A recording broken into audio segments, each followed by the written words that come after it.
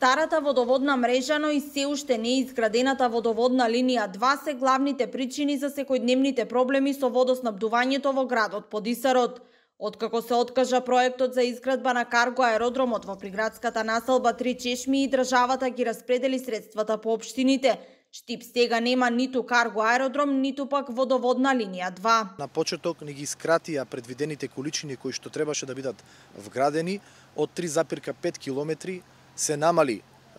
трасата на 2,4 километри, главен цевковод, дополнително се исфрли и главниот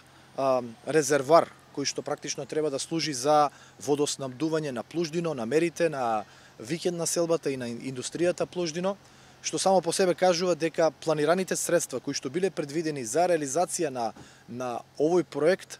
во целост нема да бидат искористени. Инфлацијата ги изеде парите за целосна реализација на водоводната линија, која до крајот на годината мора да се реализира во тој степен во кој што е одобрен од страна на ТАФ, додава Јорданов, бидејќи од првично предвидените средства во износ од 35 милиони евра, општина Штип доби само 1,2 милиони евра, средства кои веќе не се доволни поради инфлацијата. Инаку, изградбата на оваа линија ќе овозможи нормално водоснабдување во високите зони на градот, но и на оваа линија да се приклучат жителите од викенд населбата Плуждино, како и да се изгради нова индустријска зона.